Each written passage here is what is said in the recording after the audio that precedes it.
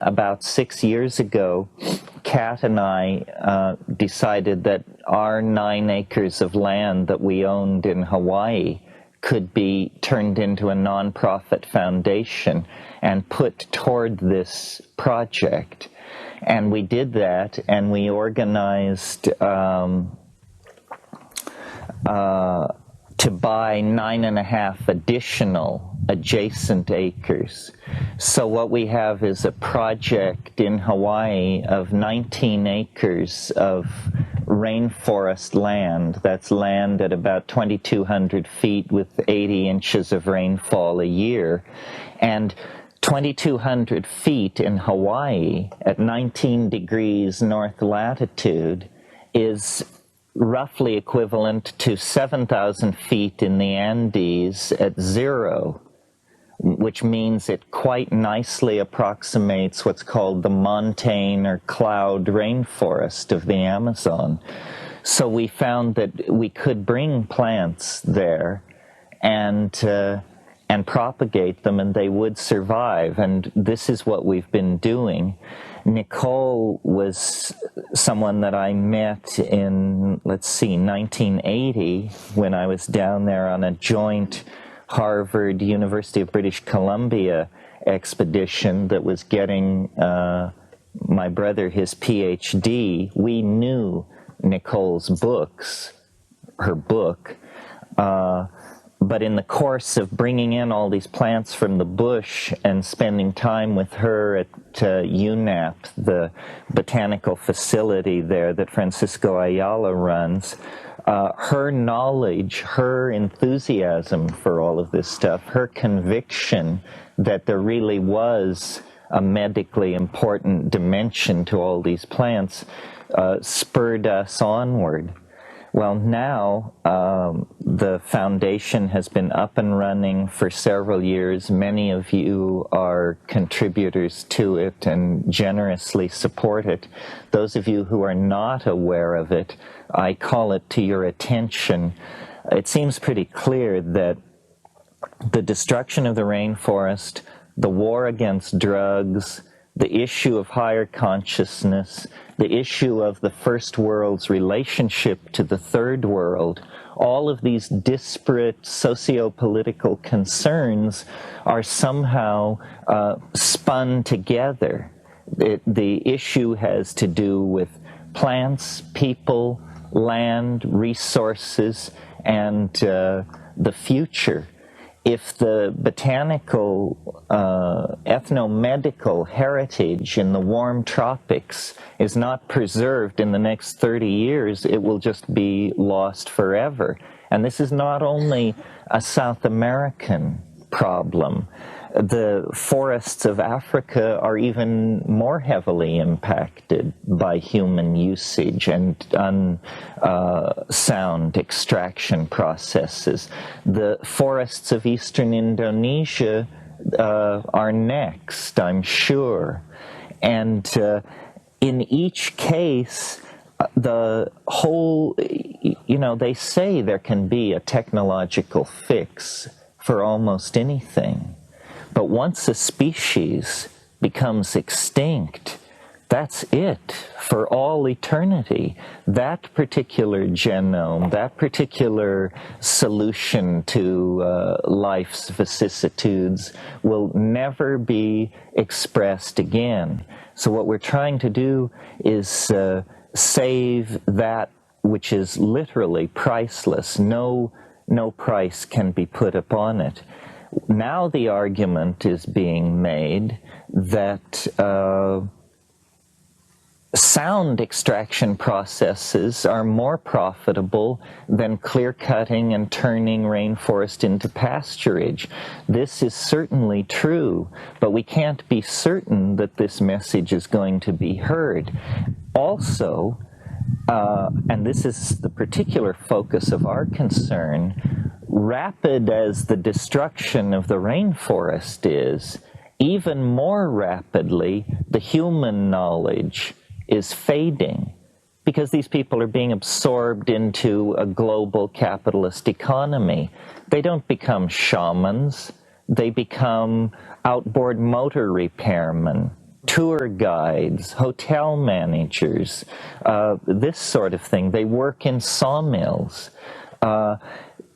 If this knowledge is lost, the presence of the plants doesn't really mean anything in terms of its impact on human health and quality of life. So, and then the area where this is most acute, most controversial, most subject to manipulation by dominator philosophies is the hallucinogens, the linchpin of the shamanic ability to access these higher dimensions of information. And as we know, governments are extremely concerned to suppress any sort of chemical strategy that dissolves social conditioning. And shamanism is precisely this in its hallucinogenic incarnation. So one of the things Botanical Dimensions has stressed is the collection of the magical plants, the plants which have psychoactivity, the plants which are allowing these people to stretch the envelope of what is possible in the domain of cognitive activity. And I will argue, I'm sure, sometime before this meeting is over, that this is very important, that the archaic revival, which is this larger umbrella phenomenon under which the entire 20th century is operating, the archaic revival is going to include the revivification of these shamanic forms. In a way,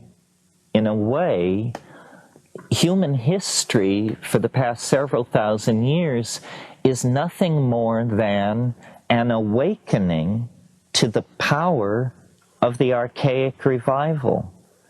You know, it's a cliche of social dynamics that you never appreciate something until you lose it. And some people think this is what first marriages are for. History is a kind of horrified realization that something has been lost, that there is an itch hard to scratch in the civilized context, that we have, out of fear, really, descended into patterns of domination of each other, of the environment, of our children, of our social relations with exogamous groups. We have descended into a dominator pattern that is basically based on clutching, on fear. And I'm sure most of you have heard me argue that this is the consequence of ceasing basically to do enough hallucinogens in the diet. That, in fact, what human beings were flirting with over many, many tens of millennia, let's say from 100,000 years ago to 15,000 years ago, human beings were in a flirtatious situation with a symbiotic relationship with this mind resident in vegetable nature. Now, you all know that what classic symbiosis is in biology. It's where, let's take the example of the little fish who lives in the sea anemone, and big fish don't bother it. It gains protection. The sea anemone gains access to larger prey, which come to investigate the little fish. That kind of symbiosis is genetically locked in. And if you take the little fish away from the anemone and put it, let us say, in an aquarium without anemones, it doesn't die. It doesn't go into an immediate physiological crisis. No, what happens is it simply has a low body weight and a short lifespan. In other words, it is under stress. And I believe, I hope I'm not deluding myself, but I believe that the lost secret of human emergence, the undefined catalyst that took a very bright monkey and turned that species into a tormented, self-reflecting poet-dreamer, that catalyst has to be sought in these tertiary alkaloids in the food chain that were catalyzing higher states of intellectual activity. And I've pointed out to you ad nauseum, I'm sure, the reciprocal feedback relationship that was working there in the case of the mushroom, in the veldt situation in Africa, it was promoting at low doses visual acuity, which was feeding back into the hunting and gathering process, making those animals with this increased visual acuity more adaptively successful, hence more reproductively successful, hence they're outbreeding their competitors.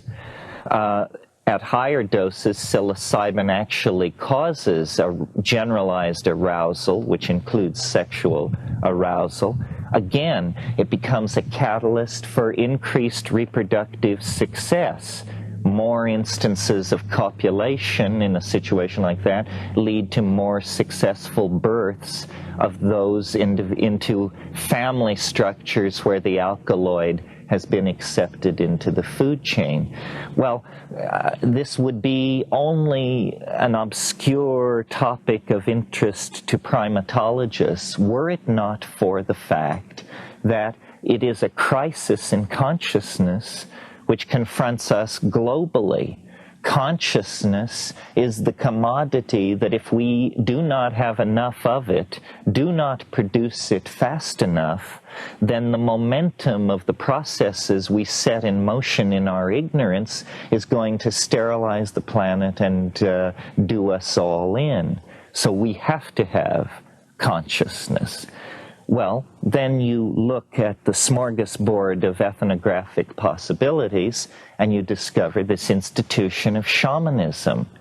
It is the institution of planner, of visionary, of manager, of large system coordinator. That's what it's about. You call it magic on one level, you call it curing, you call it folk psychiatry, or weather prediction. Shamans have been involved in all of these things. But as Nicole made so eloquently the point last night, to these deep forest people, it is ordinary. It is ordinary. They live in a different cultural dimension than we do. Dimensions which to us are completely value dark are to them completely transparent. And dimensions which to us are extremely rich and complex, the inner world of the nucleus of the atom, let us say, are for them totally value dark. They don't even cognize the possibility of asking the question. But nevertheless, the specialization in these various domains is not something where one is as good as another. Consciousness is the domain of immediate experience. How are we going to save this planet? How are we going to take the lethal cascade of toxic, technological, and ignorance-producing habits that are loose on this planet and channel them toward some kind of a sane and livable world? Well, the answer is emerging in culture out of the collectivity of global consciousness. It is what I call the archaic revival. It is this very large turnover in the mass mind. Some people call it a paradigm shift.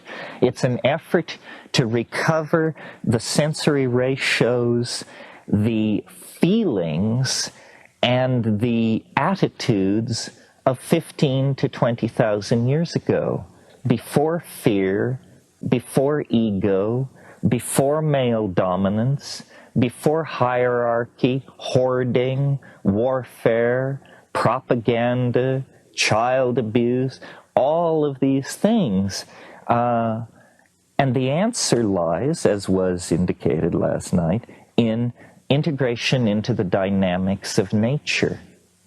Well, so far as my analysis gives it to me, the only way you can abandon yourself to the dynamics of nature is to break through the language shell. You must cut through the aura of programming and cultural assumptions that surround us from the moment we are able to speak. The only way this can be done is by dissolving the boundaries of ego. Ego is a structure that is erected by a neurotic individual who is a member of a neurotic culture against the facts of the matter. And culture, which we put on like an overcoat, culture is the collectivized consensus about what sort of neurotic behaviors are acceptable.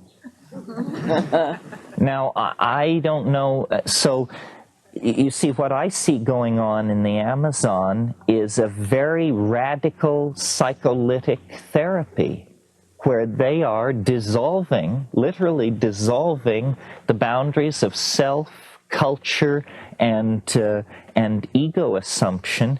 And then what you discover is not the white light, or what William James called a blooming, buzzing confusion, although in the first few minutes it can be like that. But what you really discover is sentient, organized, living, loving nature. That nature is a force. Nature is a mind, a personality, organized with intentionality, organized with feeling, humor, grace, and conviction. Conviction. And if you can get right with that conviction, then that's the secret of dancing in the waterfall. That's the secret of the shaman's apparent transcendence of the rules of mundane statistics. Because that is what it is. The shaman doesn't violate physics. He or she simply knows how to push the improbable to its greatest extent. And in Eastern philosophy, this is called the Tao. Abandonment to the flow. Fitting of the small pattern into the larger pattern. Well, I think these things are very important because I think that psychology, psychiatry, psychoanalysis, it's a good idea, but it will never reach any kind of operational effectiveness until we look to these native healers all over the world and study their methods. And their methods are chemical and personal. It's a combination of care, attention, intention, and chemistry that allows consciousness to be made malleable and then recast in other forms. So I find myself this weekend explaining myself. That's what I feel like I'm doing. Why does someone who extols the self-transforming elf machines of the DMT space also claim to be a conservationist, also, have a mathematical dog and poodle show? Well, it's because all of these things emerge out of the concrescence of consciousness, its intention toward its own transformation. Nature is the answer. It's not enough to be like Wordsworth. It's not enough to, this is not, Mao Zedong said the revolution is not a dinner party. And certainly the ecological revolution is not a dinner party. Poetic sensitivity to the death of the planet is not what we're striving for here. What we're striving for is to halt, overturn, and back out of the impending death of the planet. It is very clear now that consciousness will decide that the planet, there are not rosy futures of suburban housing and ratatouille to be extended endlessly into the future. We are approaching a bifurcation where it is either going to become heaven or hell, one or the other. And I think that this archaic intuition, which I see reaching clear back to the birth of the 20th century and the 19th century, back to people like Alfred Jarry and Guillaume Apollinaire and the pataphysicians, the surrealists, the physicists around Einstein, Freud, modern art, modern dance, jazz, all of this stuff is an effort to reclaim the primitive, to reclaim the archaic, to reject all that powdered wig algebra that comes down through the French, English, German tradition of constipated male dominance. And instead, intuit, that's what it is in Freud and Jung and the New Age, and intuit our way out. But now we're the intuition is rising to the surface. We no longer have to operate without the presence of the goal firmly in hand. The goal can now be stated. What this is all about is a return to archaism with the lessons learned in history. That's where we were happy. The fall was a fall into a veil of tears, into a world of limitation and pain and suffering and infectious disease and so forth and so on. It's a prodigal journey into a lower dimension that can now be ended by a collective cultural decision to commit to this Taoist, shamanistic, feminized, cybernetic, caring, aware, present kind of being. I mean, it's nothing more than what each of us is in our very best moments. But we have to extend those very best moments to fill whole lifetimes. Think of the number of people who suffered and died that we could sit under this tree this morning. I mean, in the last 1,000,000 years, 9 times the glaciers have ground south from the poles, freezing the world into ice and confining human populations to subtropical valleys and the warm tropics. 9 times the interglacial periods have come and human populations have spread out over the earth. They didn't have radio, they didn't have antibiotics, contraception, statistical analysis or the partial differential equation, and yet somehow they managed to get us here. Are we then, as the heirs of that wave front, of the inheritors of a billion-year process, are we in one generation to turn it into a massive pottage? I think not. I certainly hope not.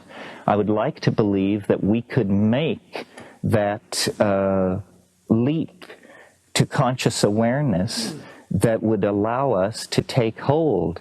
Now, the problem, it was easy the first 10 years that I sat before you, because what we were doing was getting to know each other, to verify that we in fact existed, that I wasn't crazy, you weren't crazy, so forth and so on.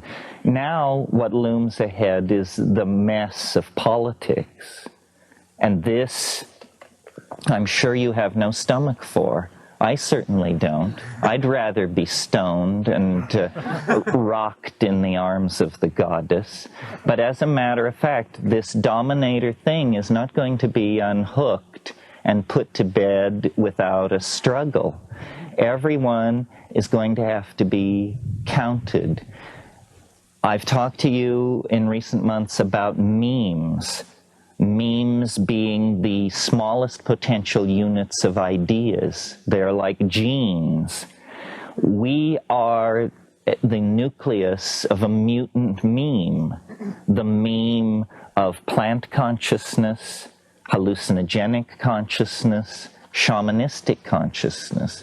We have to refine this meme, replicate it through repetition, and spread it through society in the same way that a plant sheds seeds into an ecosystem.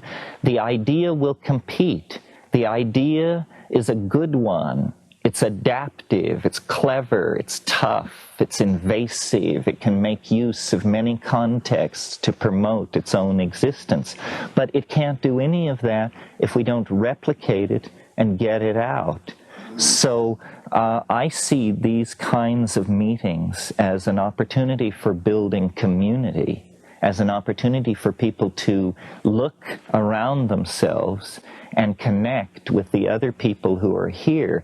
We cannot be told from the rest of the population unless we self-select and gather together at a single point in space and time. When we do that, we recognize each other. When this meeting is concluded, we will merge back into the larger stream of the body politic. But carrying this meme of the Gaian resurgence, the Gailanic wave that must come. I mean, people say it's so wonderful that you articulate these feminist ideas and so forth. I do it because I don't want to be dead. I do it because I don't want my children to have no world to live in. There is no choice. It's the walls are high and the current is moving very fast. What we need to do is merely keep our spirits high and learn to sing the song. That's just something or other. Nicole, would you like... It's very daunting. Well, don't be daunted. Here, let me give you the... Would you like the little black... One. Well, but does that do this? Does it? No. Here you are, my dear. Does it? Do you want to hold this, or do you want to bellow? Thank you. There you are. Perhaps I'd be better off without it, because whereas you see a very large, you see it all. I have seen a very small bit of it.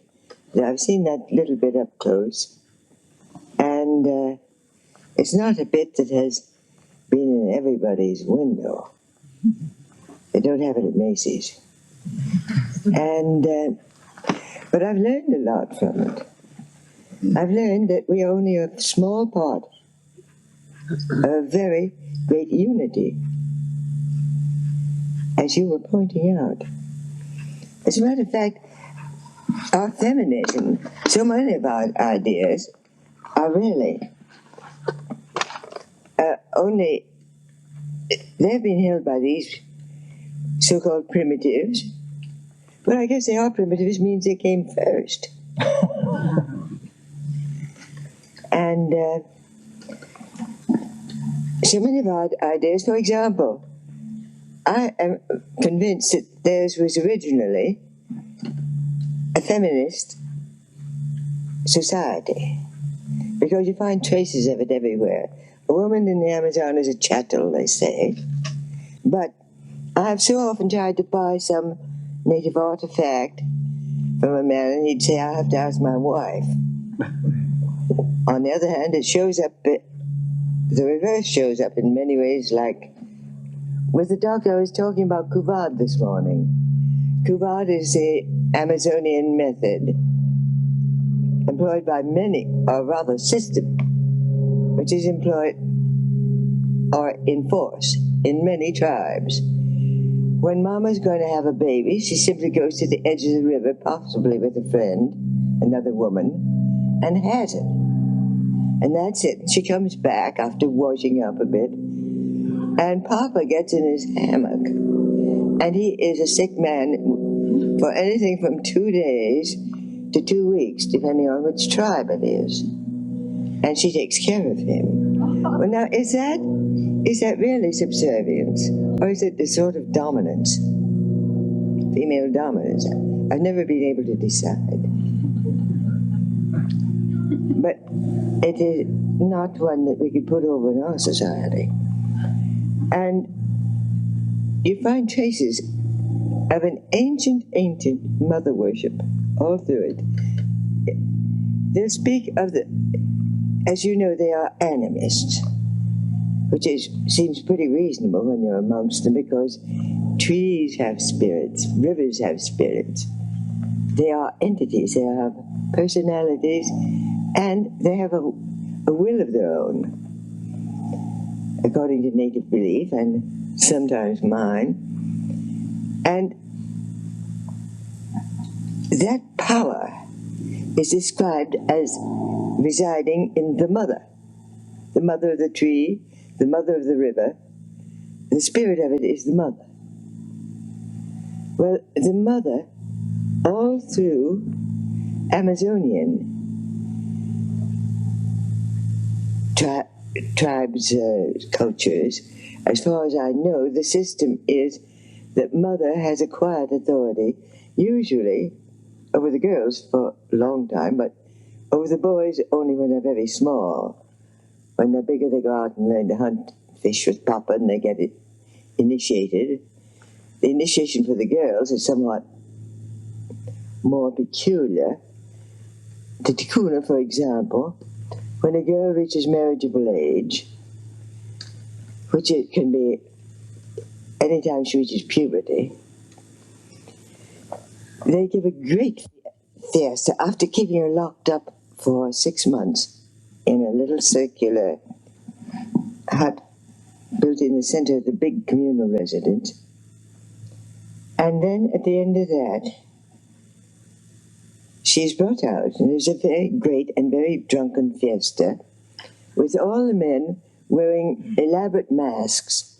The girl is beautifully dressed with feathers and paint, but the men wear these hideous masks, and they chase her around, supposedly scaring her to death. And then at the end of it, she is seated at dawn on a tapir skin, and 2 old women will pull out every hair in the poor girl's head. It's called the pelazione, the peeling. And that is to teach her that matrimony is no bed of roses. It all goes back, and she is immediately available for marriage. But that doesn't sound very matriarchal. But maybe there are the seeds of, because there is when the hair goes out, it's almost like a rebirth.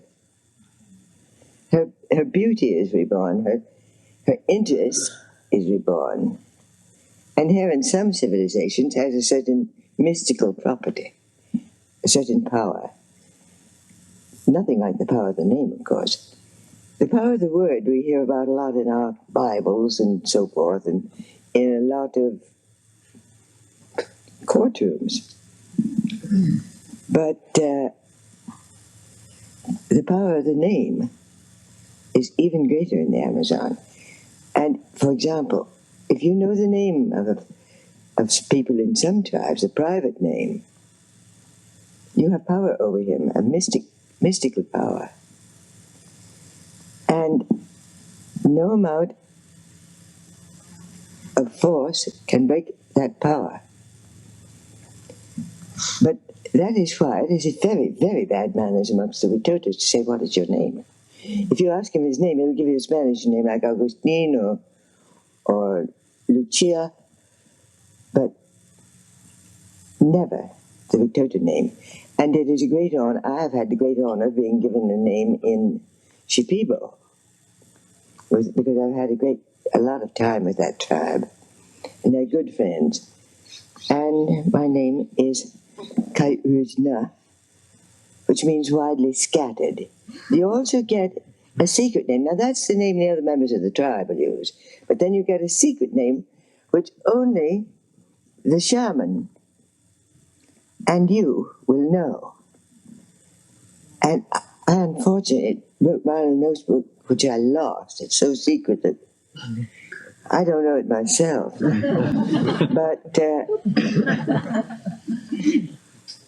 But the name I have, when I go into a tribe and I say a group of Shipibos or Konipos, their language is almost the same, that I am Kai Uzna, I'm immediately accepted as one of them. Whereas if I say I'm Nicole, I'm an outsider. The name has power. Now part of that power is something that is very important when you're dealing with, as a shaman, with people. If it's quite, I think, rather important for them to know the real name, because the name is your soul.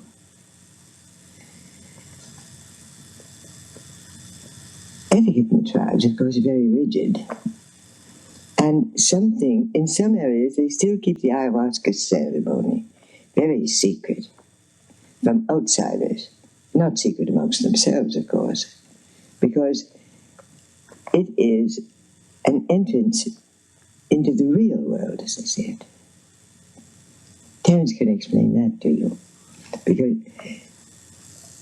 And in that, you can see, or the shaman will see for you, where you lost such and such a thing, or who is your secret enemy, or if somebody's sick, who is the witch doctor who sent the dart that made him sick, or even killed him, because no death, strangely enough in the tribes I know, no death is ever normal. Death is not accepted as a natural thing. It is an act. It is something that is put upon you by another person. A witch doctor, or, of course, it's not now so much, but there used to be a great deal of killing in wars, but wars mostly for honor. Revenge killings. Honor is such a big thing with them, and it is so closely associated with revenge that some of the tribes, the warrior tribes, were dying out. There were almost no able-bodied males left over 40 in the Aguaduna and all the Yugoslavian tribes. And in fact, their attitude toward killing was rather different from ours. I heard one of them who had become a convert and telling what a good Christian he'd become. And he said, I gave up drinking very easily. That was no trouble. I gave up women and doing things I shouldn't very easily. But giving up killing, that was a different matter. I had to think for a long time. And you see, I was a good killer.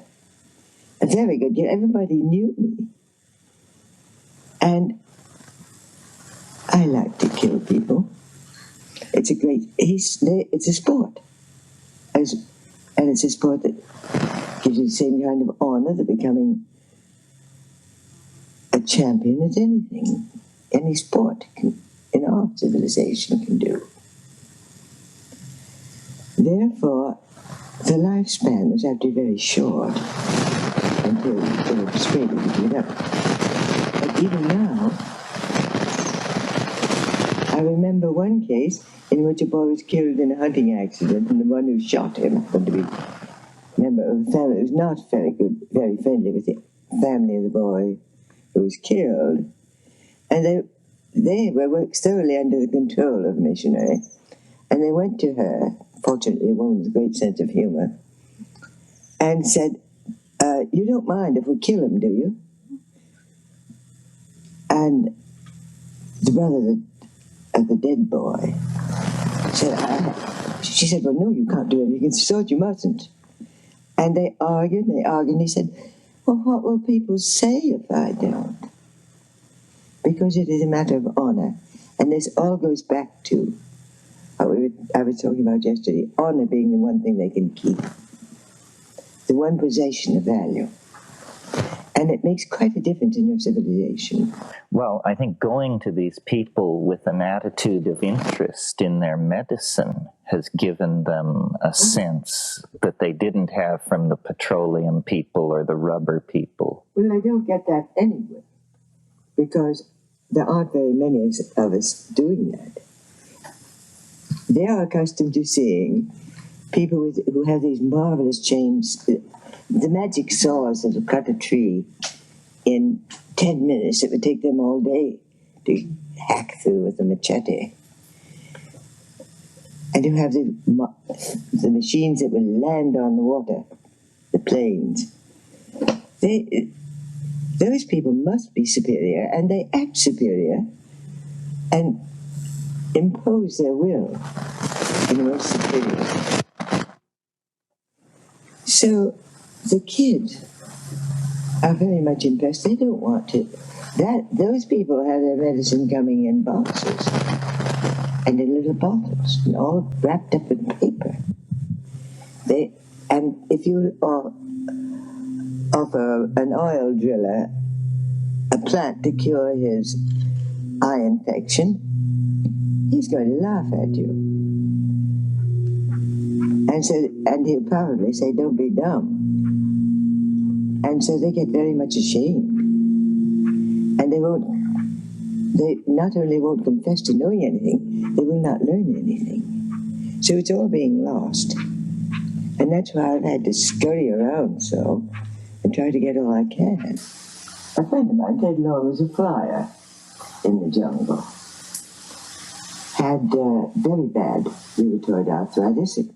And he noticed an old woman in one of the villages who had been terribly crippled was suddenly, well, not very suddenly, it took several months, but she was straightening up and running around and striding out in very good shape. And he asked her, how come? She explained to him she had taken this unanopsis. So he tried to take it. Well, Ted was a diabetic. He got rid of his rheumatoid arthritis quite quickly and very successfully. By quickly, I'm saying a couple of months.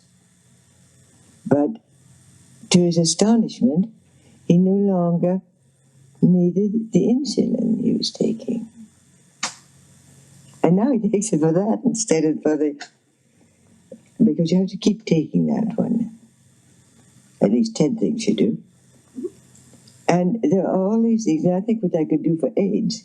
Why can't we get somebody investigating these? Why isn't more work done? Why isn't there big noise?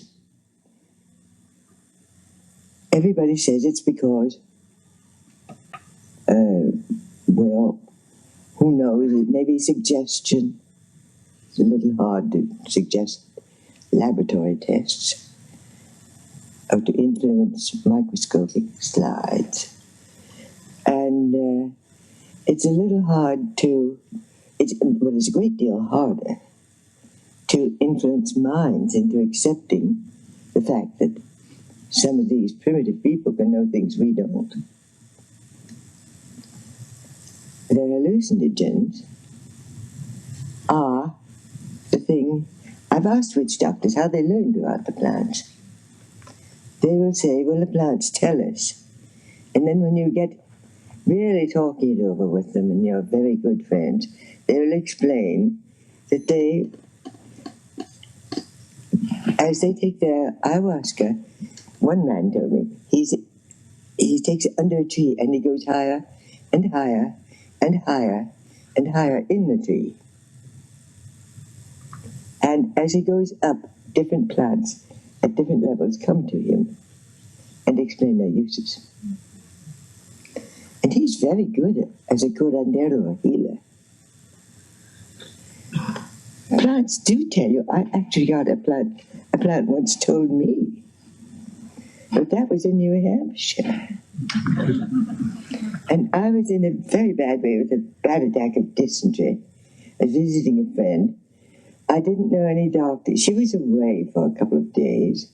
I didn't know any doctors to get a prescription for paregoric. And I walked out in the garden, out in the back, and there was a whole lot of stuff around.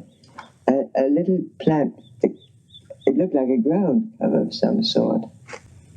And somehow that plant, I knew all of a sudden it would be good for me. And I looked it over carefully because that's a very reckless thing to do, take any plant without knowing that some extremely toxic ones. And it was, I checked the flower and it was a labiata, the mint family. Practically none of those are very toxic. And so I made a tea of it and I drank it and it fixed me right up. And then my hostess came back and I asked her what the name of the thing was. She said it was ground ivy. And that in all the herbal books is recommended very highly as a cure for intestinal problems of that nature. They do tell you. But you have to know them, and they have to know you that you love them. You probably are all fully aware of the the emotional reactions of plants. They've been told in a number of books. What's the name of that guy? I knew him too in New York. He was teaching the police forces of the whole country to do lie detector tests. No, I don't know. it was the first one. And he invited me up to see his plants react. And you probably all know this, he put on the little gadgets on him, and he had this huge desk, and the whole top of it was all very electronically elaborate. And he'd get, if you approached with a burning match a plant, you'd get a reaction like that on the graph. Well, that's awfully well known, but if they can react defensively, why can't they react in other ways? Or rather, not react, act. The witch doctors will tell you they can, that the mother of the plant is what does it. And the mother of the plant is best and most often met and chatted with through the influence of some psychedelic drug, some consciousness changing. The kumalas, which are snuffs used in Colombia. The ayahuasca, I think, is the widest, the most widely used, but there are dozens of them. And in fact, you have to be a little careful because they will tell you that this or that will get you mareado when it won't. Mucuasca and things like that. They'll assign the people who don't know very much and who want very much to impress you will assign fantastic powers to plants that really don't do very much. But the ones that do very much do it thoroughly and with a will of their own. I've met bad ones too. I remember one ayahuasca ceremony when something started pressing on me from both sides and crushing me. I was having a bad trip. But it wasn't just that. I said, "You can't do this to me." I said it aloud. "I am stronger than you are. I will dominate you, you're not going to dominate me." And it went away. And just then the witch doctor's assistant, the shaman's assistant, came over to me and said, "Something is wrong here." I started with this fan to direct the spirits. And he was aware that something was wrong. I said, it's already all right. And it was. But you can fight back, even in the middle of the dream.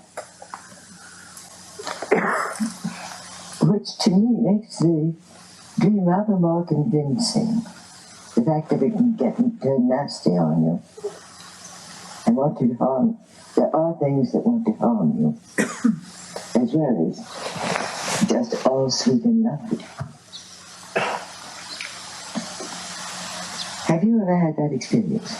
Oh, yes. You mean of difficulty in the psychedelic dimension? Of having an evil one?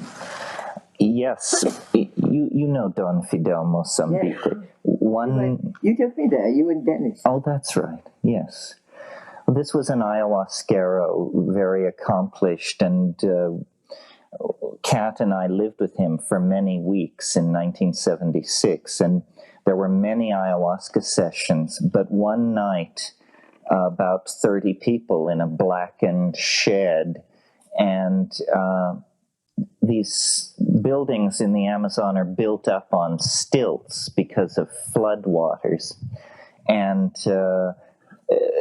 the singing had been going on for hours and hours, and suddenly, in the midst of a silence, or rather a song ended, and as this song ended, the wind started to blow, and a dog began barking outside, and in the next room, a infant began to scream, and this confluence of disruption, the shaman jumped to his feet, to the middle of the room, quivering, and imparted a shivering motion to the whole house, and just made the whole house shiver. And then you could feel this thing lift.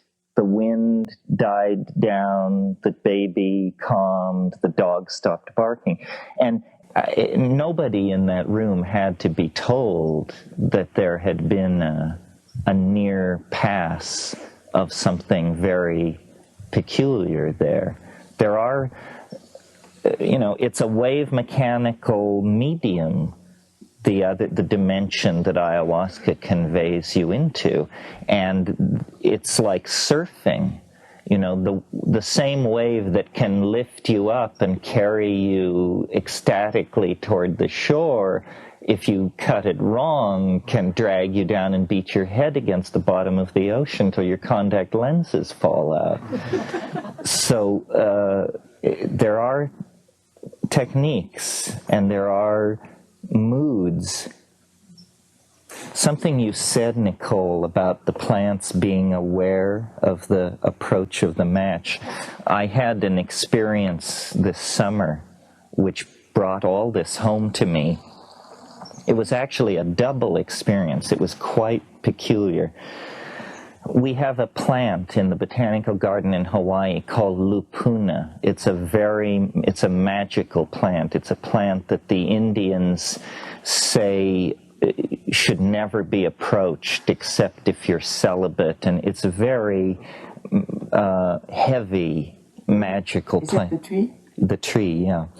And I didn't know this when I first planted the plant, so I've planted it perhaps not in the best place, perhaps too close to public traffic ways. And near it, there is an old dead tree with a big branch which sticks way out. And my caretaker and I were down there with our machetes working one morning in this area, and we heard this sound like the crack of a rifle, and we both stood up, put down our machetes, we're scanning around, when suddenly we see this dead branch break off directly above the pukulupuna tree. This branch of an ohia tree, which must have weighed many hundreds of pounds, was falling right toward this little treelet, which is about this high. And I swear, about 20 feet above the ground, this log weighing several hundred pounds just exploded into pieces, was just blown literally out of the air and landed in a series of several hundred-pound fragments all around this lupuna tree. So, it was approached being supernatural. I mean, I looked at Kenny and said, "Did you see what I saw?" And so this seemed to me an instance of a plant being able to protect itself. But I was very concerned, this is now the coda on the story, or the second half. I was concerned because this dead tree from which the branch had fallen is a tree that we have covered with ayahuasca. And so I went running up to see how much damage had been done to this specimen plant and how much of it had been dragged out and disrupted. And none had. And then I recalled that though I had trained the ayahuasca up into this tree, it had always refused to grow out on this one branch. And this was the branch that broke. And there was a old Hawaiian mountain pot grower there who looked at this situation and uttered the sage remark, "It can sense instability." And so it didn't go out on that limb. And I thought, well, wow, is this true? Could it sense instability? And then I tried to figure out, well, how could it sense instability? And then someone offered the idea that, well, maybe the pressure of the wind on a dead and weakened limb has a different vibe than the pressure of the wind on a solid and growing limb, and this thing could actually sense that the limb was rotted and wouldn't go out onto it. Well, so then I began looking around at all the other ayahuasca vines climbing on dead trees in the neighborhood, and I noticed that there were certain limbs that they always avoided, and no matter how densely they ramified through other parts of the tree, they would not go out onto these certain weakened, extended branches. Well, you know, for me it was like an object lesson. It was an objective lesson that some of these things that we say about plants are true. Well, then all you have to do is the thing that Nicole says I do best, which is pull back to the cosmic perspective and say, if a plant in a Hawaiian forest, a vine in a Hawaiian forest, refuses to go out on a weakened tree branch because it senses instability, then what are the resources that the global ecosystem can bring to bear on the situation when it senses the instability that is represented by human history? It means that the vegetable world is able to react. The vegetable world is sensing and processing information. Now, we can't know its thoughts. In my little example about the ayahuasca, we can't know its thoughts, but we can see what value it was seeking to maximize by creeping out on that weakened limb. It wanted to live. It didn't want to go into a situation of danger where then it would be jerked to the ground by hundreds of pounds of falling inert material. It wanted to live. It sought to maximize life. Well, how much greater then must be the power of the endangered rainforests?